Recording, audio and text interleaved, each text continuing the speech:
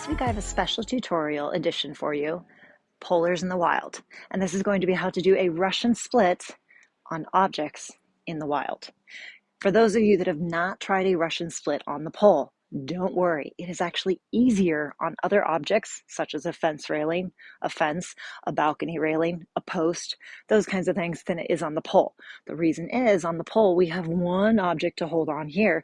With a fence, we actually can spread out our grip, and it gives us more stability. Okay? Plus, the foot placement, as we'll get into, is actually going to be easier. So, for this one, prerequisites. Before you bust this out in the wild, make sure your hamstrings are healthy, okay? Make sure you stretch those bad boys out. You do not need to have a full split for this one. But that being said, this one definitely pushes the limits on that hamstring, wherever your limit is.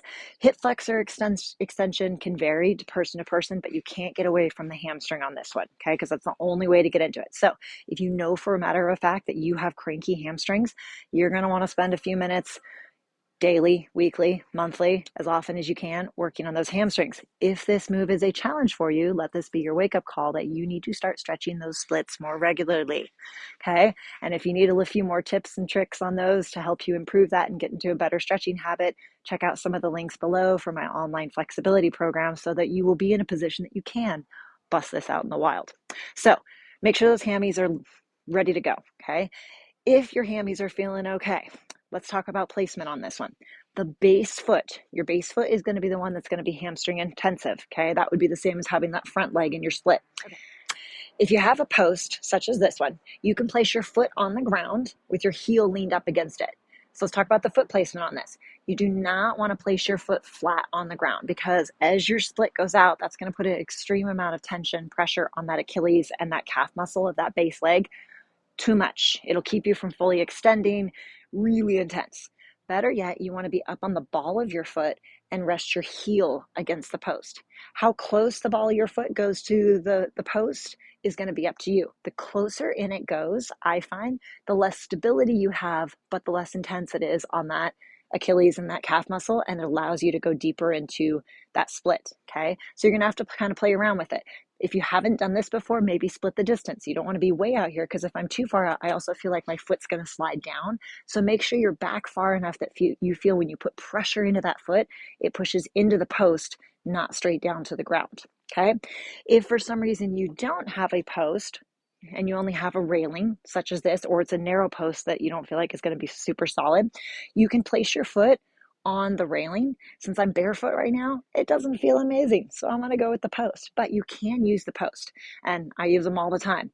With the post, if the railing, if the railing is low enough, like this one, you can place your foot still on the ground and rest your heel on the railing. It ends up being the similar positioning to what we would with the post.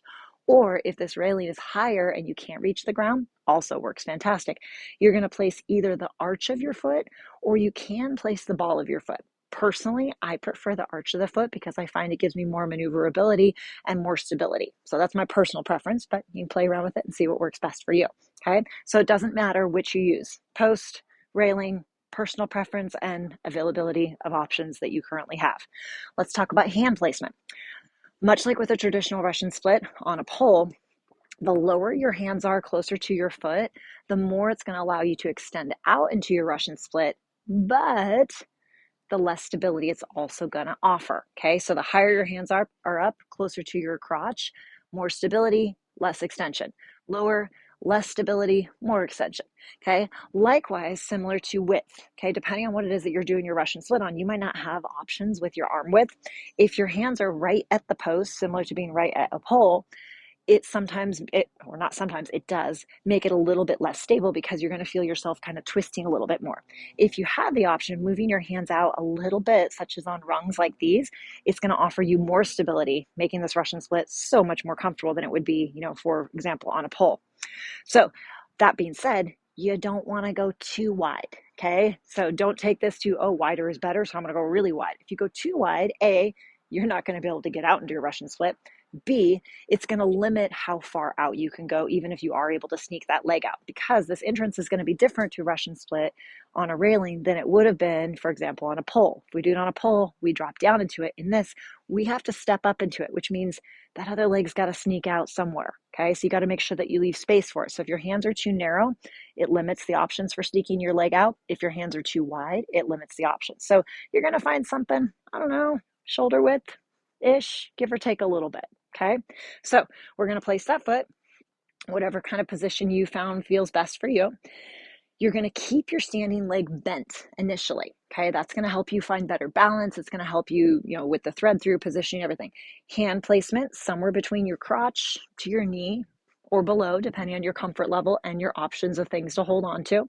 Okay, then from here, I've got, with the other leg, when I sneak it through, I can either grab with my hands around the standing leg and the other leg is off to the side, or I can grab around it if I have the space and sneak that leg through.